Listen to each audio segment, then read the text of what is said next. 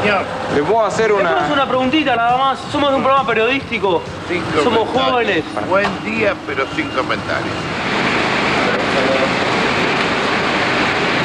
¿Le puedo hacer una pregunta? Yo no soy de ningún partido político, soy periodista nada más. ¿Le puedo hacer una pregunta nada más?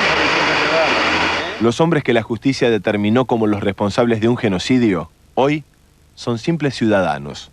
Caminan entre nosotros como espectros, mantienen un perfil bajo y tratan de pasar inadvertidos. ¿Se puede saber quién es usted? ¿Eh? ¿Se puede saber quién es? Soy periodista. Tengo credencial.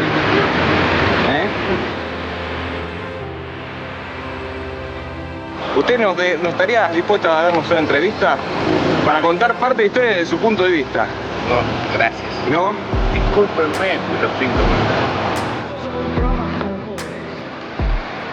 Si queremos contar parte de la historia, ¿usted estaría dispuesto a concedernos una entrevista para poder aclarar algunas dudas que tenemos? Usted sabe, tengo una cita con el dentista, perdón. Nosotros tenemos 25 años. Queremos saber nada más. Queremos saber. Con el dentista. ¿Podemos esperarlo? Y después nos contesta. Normal. ¿Pero usted nos daría una entrevista o no?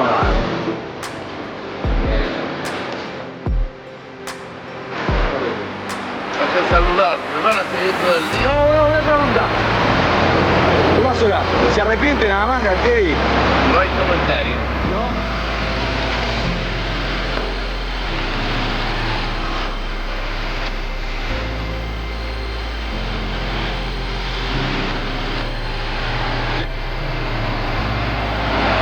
Castellano, no hay comentarios, hijo. En este show sí vamos a tener comentarios. Buenas noches, bienvenidos al show número 69. ¿Cómo estás, Dolores? Hola, Juan. Bienvenidos a todos. Antes que nada, felicitaciones a Javier Ruiz y a Federico Soras, productores de show que hicieron La Guardia y por los cuales tenemos este material. Dos de los máximos responsables de la dictadura están libres, están impunes. Uno va a comprar el pan, otro va al dentista. Parecen vecinos cualquiera, parecen buenos vecinos. Hoy en SO vas a tener el testimonio del presidente de la Nación, la persona responsable de estos indultos, y nos va a contestar si es posible pacificar por decreto. Nuestros teléfonos es 535-2020, 535-2222. Si querés comunicarte con nosotros vía internet, soodigital.com. La primera parte del informe tiene que ver con el comportamiento de los medios durante la dictadura. Los canales eran estatales y estaban intervenidos. Había una orden del proceso que no dejaba publicar información que no fuera oficial. El diario Buenos Aires Herald entendió que un habeas corpus judicial era un documento oficial. Entonces empezó a dar a conocer los habeas corpus y por lo tanto empezó a dar a conocer información sobre desaparecidos. Frente a amenazas, bombas en los teléfonos y periodistas desaparecidos, hubo medios que transaron. Otros plantearon la resistencia desde el humor y la inteligencia. Hubo un número de la revista Humor que fue secuestrado de los kioscos, uno de la revista La Semana que también fue sacado de los kioscos y uno que ni siquiera salió de la editorial.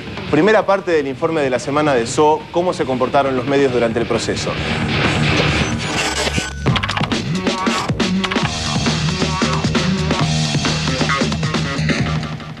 Los medios fueron muy claramente advertidos desde el principio del 24 de marzo, después del golpe, de que iba a haber censura. Los diarios no, por ejemplo, los diarios siguieron manteniendo su total independencia.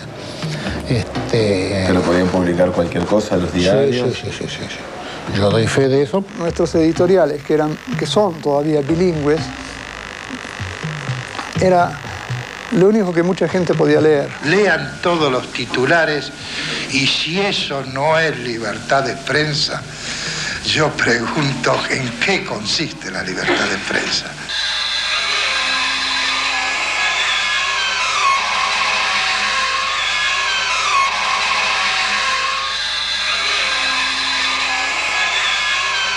El noticiero 60 minutos dependía del Estado, es decir, de la Junta. Sí, ¿y eso qué tiene que ver? Y el noticiero 60 minutos, digamos, era exitista. No le digo que no. Si usted quiere, se lo acepto. Vamos a subir la escalera de la democracia que hemos perdido, escalón por escalón. Yo no mentí jamás porque no tuve oportunidad de mentir. Porque si con una mentira, en cuanto periodista, yo ayudaba a que Argentina ganara la guerra y no murieran nuestros soldados allá, yo me hacía responsable de la muerte de Gardel. En 1978 salió a la venta el primer número de la revista Humor, un medio quincenal que bajo la pantalla de inocentes chistes ofrecía una de las más importantes resistencias periodísticas que tuvo el proceso. Entre el 82 y el 83 fue la revista que más vendía en la Argentina. Llegó a vender 330.000 ejemplares. Nos atrevíamos a hacer algo que no se hacía en el país, que es reírnos del poder. Pocos hombres públicos han recibido esta clase de homenaje como en el que en estos momentos os tributamos a este señor en la vida, caballero del mar, amigo Cabal. Había límites que no se podían transgredir, a menos que uno estuviese dispuesto a arriesgar su vida y la de los periodistas que estaban trabajando en ese momento. Y yo creo que lo que nosotros hicimos fue manejarnos exactamente en la cornisa. Una cosa que hizo bien Humor fue darle espacio también a periodistas serios, críticos del gobierno. Hasta publicamos investigaciones que no se atrevían los medios serios. La gente que se hartaba de ir por las comisarías, por el Ministerio del Interior, por las otras redacciones, le decía a la gente: no, nosotros no podemos publicarlo, no se puede, usted sabe cómo viene la mano, pero lléveselo al diario de los ingleses, esos son tan locos que se lo van a publicar. Las mujeres y los hombres que sienten el país tienen un lugar en la Argentina que queremos. No lo olvide.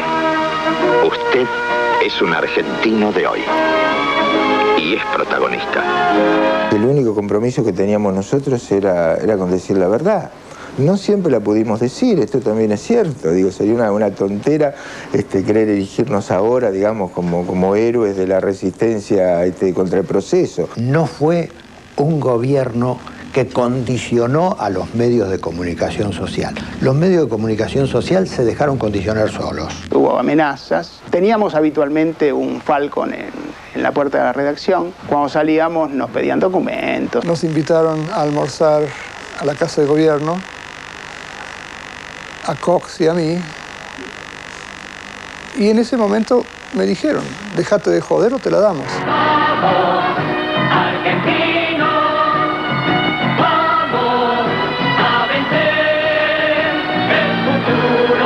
En la Guerra de Malvinas, los medios se sumaron al triunfalismo general y casi ninguno fue capaz de ofrecer información confiable.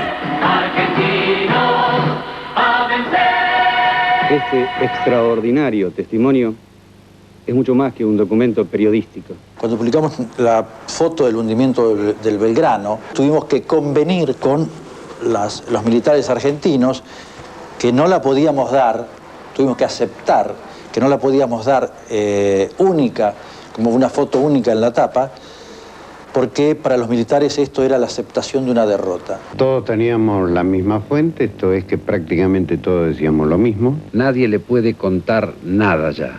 Usted lo ha visto y lo ha oído. Los empresarios que apoyaban publicitariamente las publicaciones nunca apoyaron una revista con humor que vendía 300.000 ejemplares. No teníamos avisos. 12 de nuestros grandes avisadores fueron amenazados y no volvieron, los perdimos. Neustadt tenía sus revistas llenas de avisos. Yo creo que hubo periodistas que me atacaron, pero en una forma tremenda, y que hay que sí, Neustadt y Grondona, que apoyaron a la dictadura y que me atacaron en forma sistemática. ¿Sabe lo importante de esto, doctor Aleman? Usted lo sabe mejor que yo. Es un problema de credibilidad.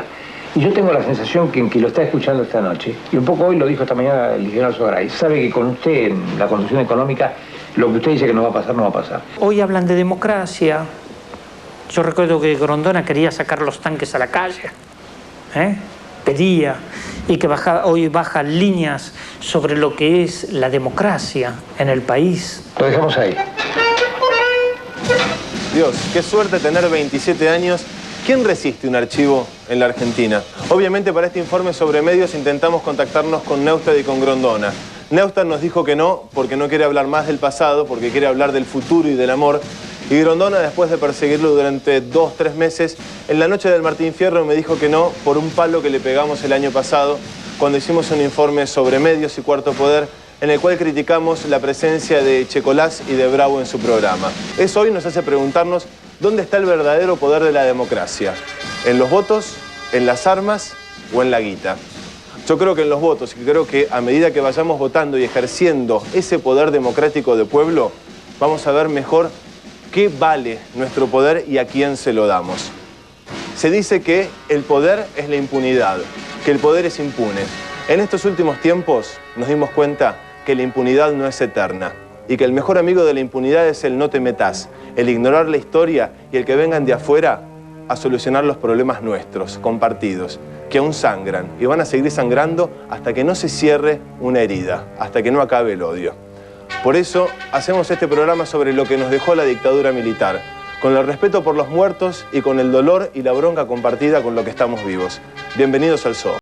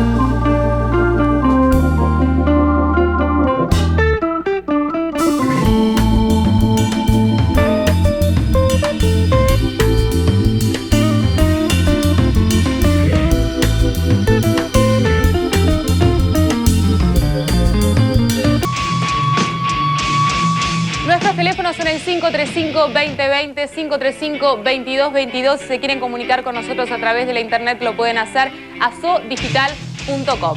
Llegó el momento del rompe tradiciones. Él es uno de los mejores músicos argentinos. Tocó con Pat Metheny y fue el primer argentino en ganar un Grammy.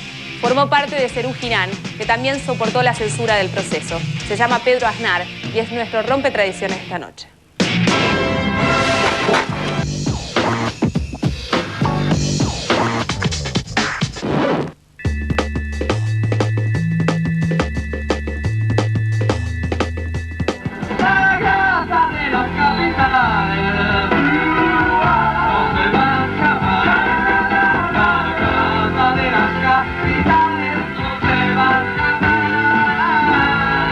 ¿En qué momento aparece el proyecto Serú Girán en tu vida? Yo era un niñito, en realidad, tenía 18 añetes. Serú es como los Beatles en la Argentina. Nos dimos cuenta tarde, te diría, del éxito que tenía el grupo, pero para nosotros era qué sé yo, los muchachos, ¿viste? La banda, qué sé yo.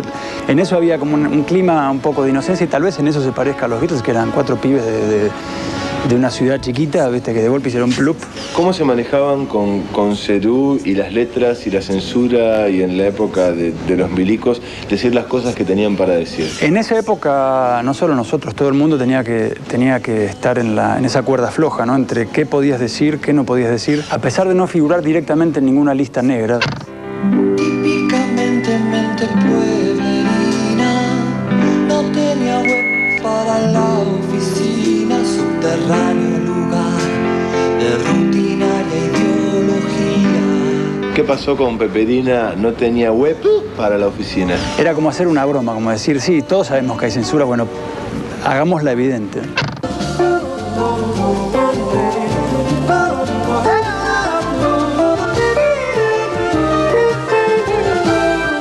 Cuando recibí la invitación para estar en el Pat Metheny Group, ¿qué pasó? Se me voló la peluca, no pude creer. Ganamos 3 Grammys con ellos. ¿Qué estás haciendo ahora? Estoy haciendo la música de una película que se llama Cómplices. En los protagónicos va a tener Oscar Martínez, Jorge Marrale y Leticia Brediche. Me parece, amigo, a lo largo de tu carrera hiciste siempre cosas que querías hacer. Sí, siempre me salí con la mía. ¿Y eso por qué? ¿Por culo o por talento? Las dos cosas.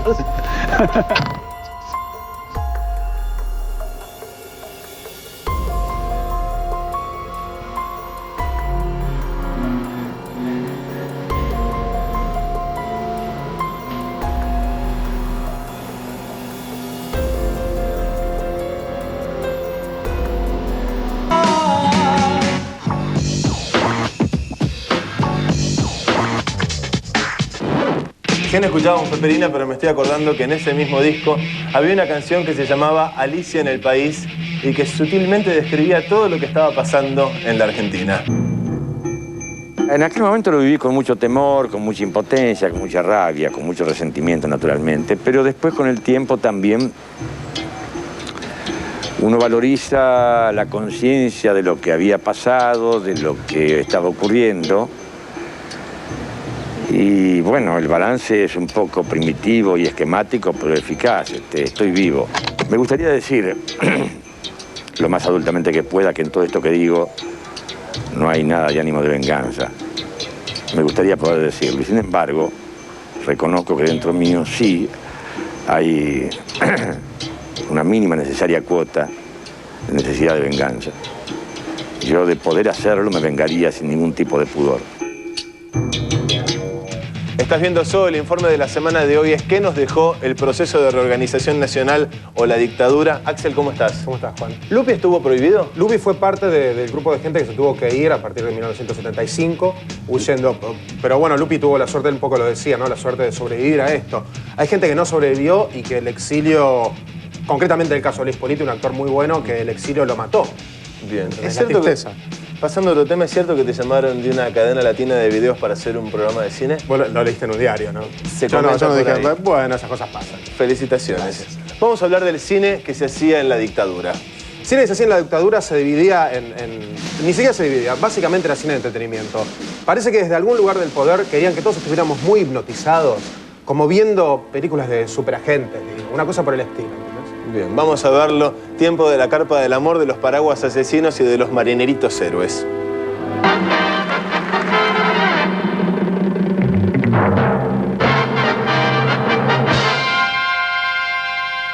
Entre 1973 y 1976, el gobierno peronista dejó que la censura se relajara y muchas de las cosas que se empezaron a ver no se veían antes. ¿Me bajas la caña, Carlos?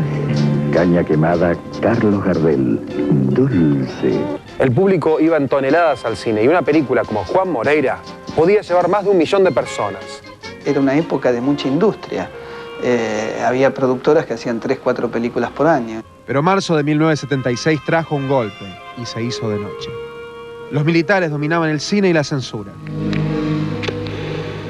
Actores y directores prohibidos escaparon, pero otros siguieron filmando.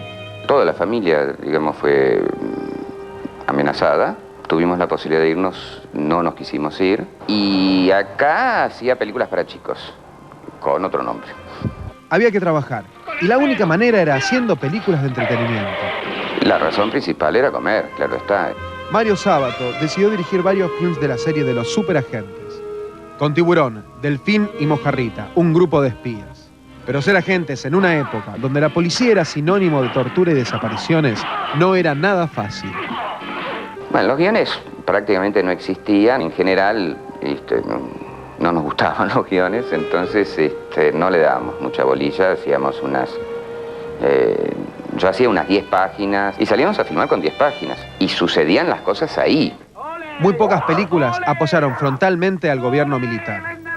Pero hubo una que nos quiso mostrar que los uniformes verdes y el mundial eran lo mejor que nos había pasado.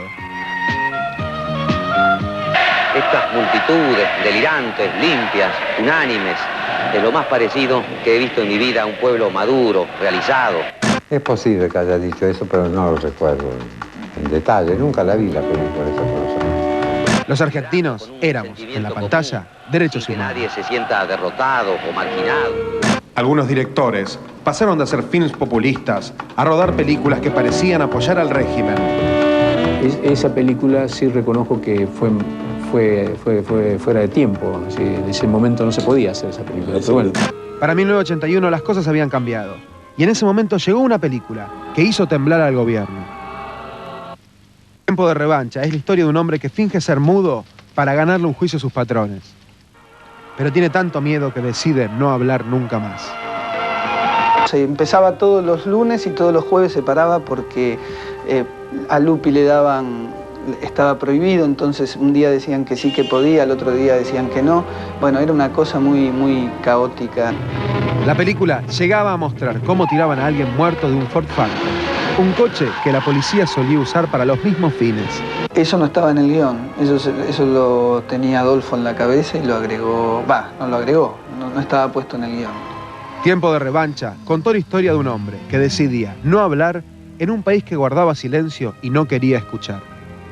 De todas maneras era una época donde te confundías mucho, ¿eh? ¿No estaban cagados en la pata ustedes con la película? Uno es muy inconsciente, ¿no? Por eso hace cine.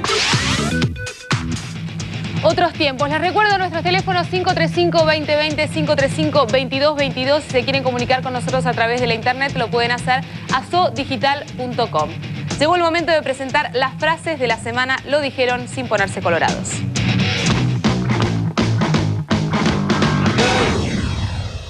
Talía, piensa en la carrera de monja. El chavo que quiera conquistarme, primero tendrá que gustarle a Yolanda, mi mamá. Seguro que Yolanda también es la que aprueba los discos, ¿no? Bernardo Neustadt. Nunca hice un cheque en mi vida. Siempre te encargaste de cobrarlos. Moria Kazan habla sola. Soy mi amiga y mi terapeuta. Los fines de semana también hace de hermana y de mascota. Joan Collins a los 65 años. Sigo esperando a mi príncipe azul. Apurate, negrita, que en cualquier momento...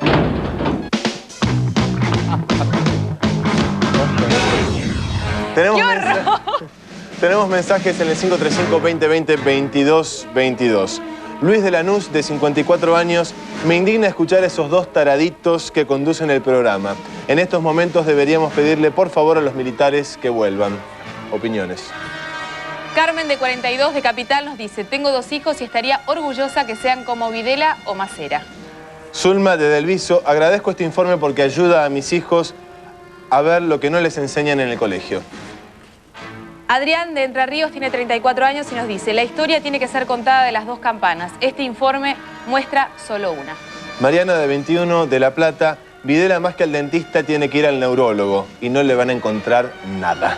Roberto, de Caballito, tiene 27 años, dice: la democracia sacó a la calle a los que ustedes llaman demonios. Así que, si son democráticos, hay que bancársela. Nos lo bancamos diariamente. Muy bien.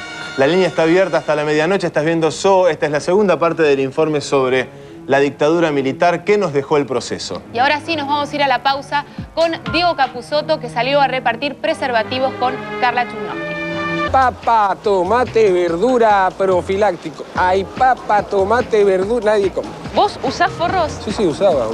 Nunca me molestó usar, digamos. Por otra parte, nunca consideré que esto me quitara placer. ¿Tu esposa se entera? Mi esposa se ha enterado. Ah, ¿y qué dijo?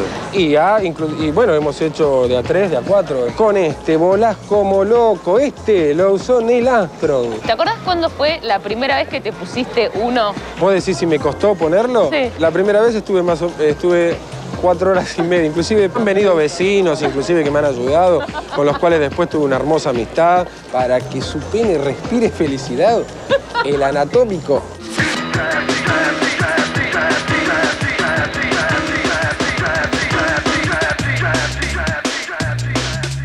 ¿Te acordás de la campaña de los famosos en el sillón? Parecía porque tenían que ver nada más que con el tema de la penetración. Para que tu pareja se divierta como loca con vos, los mejores profilácticos, alegres y con excitantes colores. Por ejemplo, vos ves un color rojo y decís: ¡úmbate, qué caliente que estoy! Yo no he escuchado mucho el tema, por ejemplo, del sexo oral con respecto al SIDA. Me están afanando dinero. Como pueden ver, esto demuestra que en la Argentina se curte, o por lo menos hacen que curten.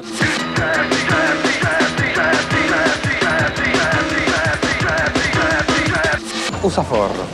¿Qué te voy a decir? Te lo digo yo, que soy más forro que... Muchas gracias a todos, de verdad. Usen forro, que es realmente necesario, ¿no? Nos metemos con la Guerra de Malvinas, que fue otra etapa del proceso de reorganización nacional. ¿La rendición en Malvinas provoca la caída del proceso? Sin duda, es claro. Los militares en realidad no pensaron que iban a ir a una guerra. Jamás estuvieron preparados. Y la rendición de Malvinas le sacó todas las fuerzas. Prácticamente no hubo que hacer demasiado para conseguir la democracia. Los militares se dejaron llevar. ¿Ellos querían seguir en el poder? Sí, ellos querían seguir en el poder. De hecho, digamos, todo indicaba, si Malvinas les salía bien, era una carta muy fuerte que se jugaban para continuar en el poder, quién sabe hasta cuándo. ¿Cómo preparó las Fuerzas Armadas su salida? Bueno, en principio dictó una ley de autoamnistía por la cual se exculpaban de todos los crímenes cometidos. Los archivos los borraron, aparentemente eso es lo que dicen, y de esa manera prepararon su salida para luego no poder ser juzgados. Este es el principio del fin.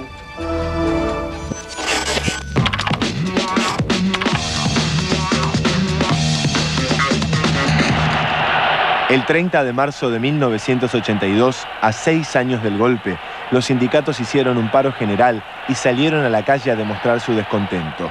La respuesta de la Junta pareció llegar 3 días más tarde con la ocupación de Malvinas. Cuando los países tienen problemas domésticos, se vuelven aventureros en sus políticas exteriores. En ninguna forma hubo una especulación política para volcar apoyo o conseguir apoyo en función de la cuestión Malvinas para el funcionamiento o la subsistencia del proceso. Hay papeles inclusive de la Junta Militar en la época que decía que a partir de una acción que cohesionara a la sociedad argentina, una acción que en este caso fue la Guerra de Malvinas, se podía construir consenso para una nueva fuerza política que iba a heredar el legado de la dictadura, el proceso. ¿Y por qué invadió las islas entonces? Porque fue el instrumento para forzar la negociación. ¿Por qué era importante el menor derramamiento de sangre posible en la invasión a Malvinas? Porque el gobierno militar no quería y no preveía una guerra. Lo que la Junta Militar leyó perversamente era el lugar de la Argentina en el mundo. Y por eso cobró la paliza que cobró. Those dictators were stupid. They misjudged us.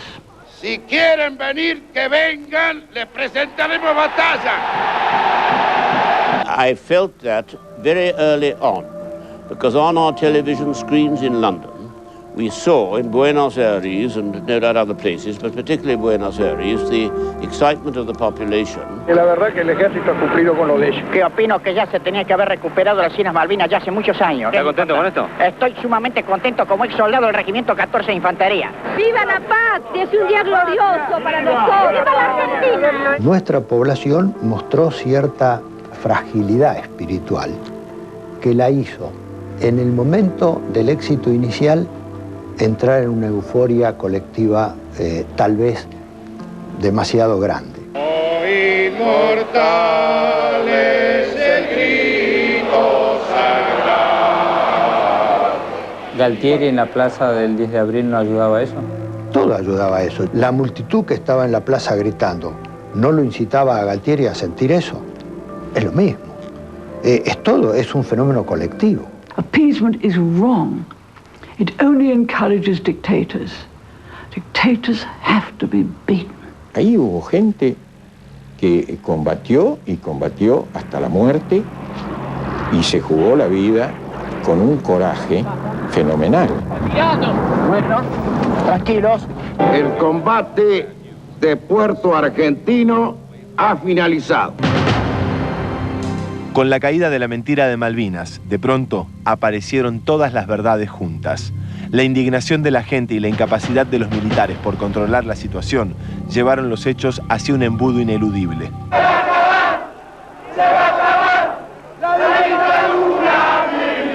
Las Fuerzas Armadas, único caso en Latinoamérica, entregaron el poder en forma incondicional. Como consecuencia de la derrota en Malvinas, evidentemente, no podían hacer otra cosa. no quedaba otro camino que entregar el poder. Con la asunción de una nueva junta de comandantes, de inmediato se reactivó la actividad partidaria y se anunciaron elecciones para 1983. Vote por Luder. Con Luder ganamos todos los argentinos. Vamos a ser la Argentina que sencillamente nos merecemos. Pocos meses antes del cambio de mando, las denuncias sobre desapariciones y violaciones a los derechos humanos se hicieron incontenibles. Los comandantes decretan una ley de autoamnistía y elaboran un informe final sobre la represión. Se habla asimismo de personas desaparecidas que se encontrarían detenidas por el gobierno argentino en los más ignotos lugares del país. Todo esto no es sino una falsedad utilizada con fines políticos. Ni hay en los establecimientos carcelarios personas detenidas clandestinamente. Las elecciones favorecieron a Alfonsín, quien asumió en medio del fervor popular. La democracia comenzaba una etapa de afianzamiento, pero la relación entre civiles y militares era todavía una cuenta pendiente de solución. Después vinieron los indultos y el punto final. En el bloque que viene de Soho vamos a tener al presidente Menem y al vicepresidente Rukauf contestándonos si se puede pacificar por decreto. Lo bueno es que no hay coincidencia en esta respuesta. Vamos a otra sección de Soho que tiene que ver con la imagen no es nada. Noche de gala de ballet en el Colón. Te vamos a mostrar los preparativos, los ensayos, los coreógrafos, el vestuarista. Cómo se prepara una noche de negro en el Teatro Colón, que sigue con problemas que esperemos que don Renan los solucione. Ahí va, la imagen no es nada.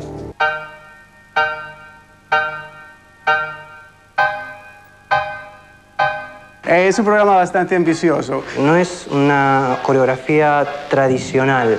Es un ballet bastante complicado. I have to teach them the choreography first of all, and then rehearse them and coach them, take the stage rehearsals, etc., right up until the premiere.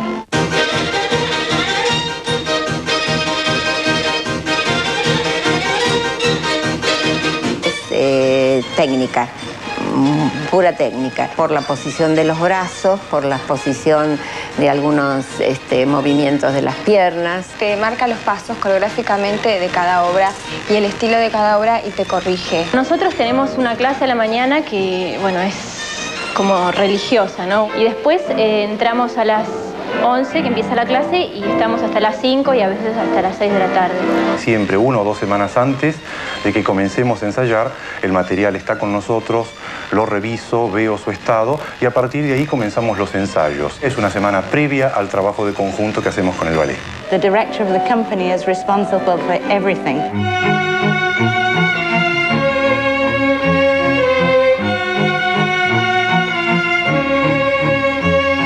Tengo que estar de acuerdo con los coreógrafos y con los maestros, en este caso los pianistas acompañantes del ballet.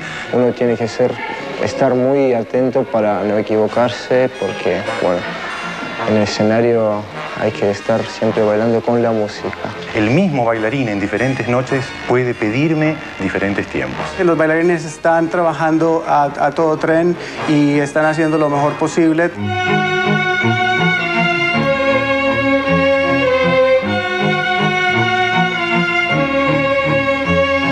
La imagen no es nada, la sed es todo. Hacele caso a tu sed. Sprite. Te quiero contar que el 535-2020-2222 está ardiendo. Hay polémica en el teléfono, nos quedamos hasta la medianoche. Si querés participar, llámanos. 2 bandos. Exacto. Se siguen marcando. Bueno, Carlos de Ensenada, 45 años, dice: habría que castigar también a Isabel Perón. Mi hermano es un desaparecido. Ignacio de la Plata, de 12 años, nunca más tiene que haber una dictadura militar porque le hacen mal a un país. Buenísimo, Ignacio.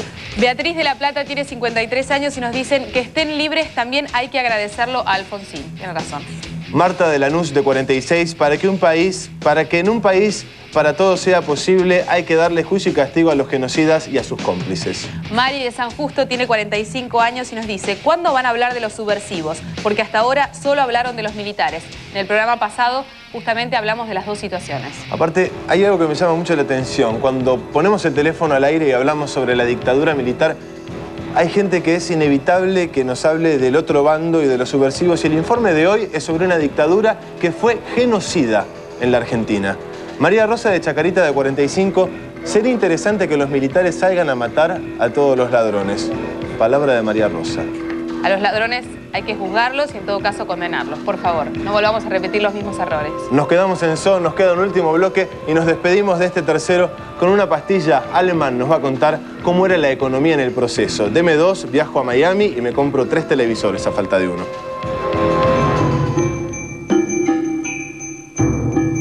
¿Por qué lo eligieron a Martínez de Oz?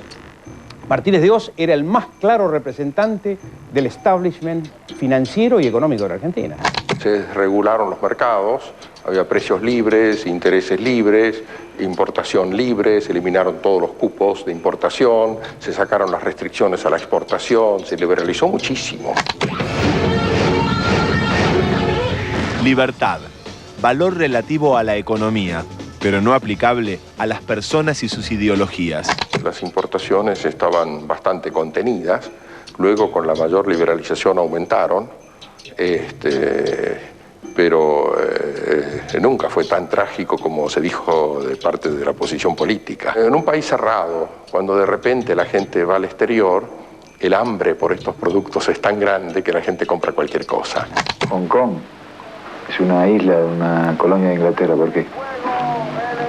Aquí en la banderita dice Made in Hong Kong. Hasta el 76 la Argentina tuvo industria. Después del 76, después de Martínez de Oz, hubo una especie de, concentración económica, un proceso grande de concentración económica, de posibilidades para que los inversores extranjeros hicieran y deshicieran, y además a la desaparición de la pequeña y mediana industria o de la industria nacional. Yo creo que fue necesario los 30.000 desaparecidos para que Martínez de Oz instalara e hiciera lo que hizo.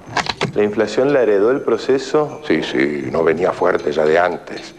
Lo que pasa es que para bajar la inflación había que hacer reformas estructurales que finalmente Menem hizo y que el proceso no tuvo el poder político para hacerlas. ¿Por qué no tuvo el poder político el proceso? No, mire, la única forma de tener poder político es con el voto. Yo siento que los chicos de 15, 20 años no saben mucho lo que pasó. Mis hijos tienen esa edad y no saben mucho lo que pasó. Pero me gustaría, más que los hechos de quién es López Rega, quién es Videla, es que registren qué pasaba distinto. Yo quería ver qué pasaba distinto hace 20 años y qué pasaba igual ahora. Yo le pregunto, ¿es posible que estés estudiando en tu casa y entre de pronto un grupo de policías encapuchados y te arrastren de los pelos en lo adulto en el patrullero? Te dicen que no. ¿Es posible que te prohíban estudiar matemática moderna porque es subversiva? Te dicen que no. ¿Es posible que te prohíban escribir una carta en un diario? Te dicen que no. Lo único que dicen que sí es si es posible que la policía te detenga arbitrariamente en la calle. Eso te dicen que sí. Entonces, lo único que queda de aquel sistema represivo y legal es un grave conflicto entre los chicos jóvenes y la policía. Esperamos te haya gustado nuestro video. No olvides suscribirte, comentar o seguirnos por nuestras otras redes sociales. Muchas gracias y hasta el próximo video.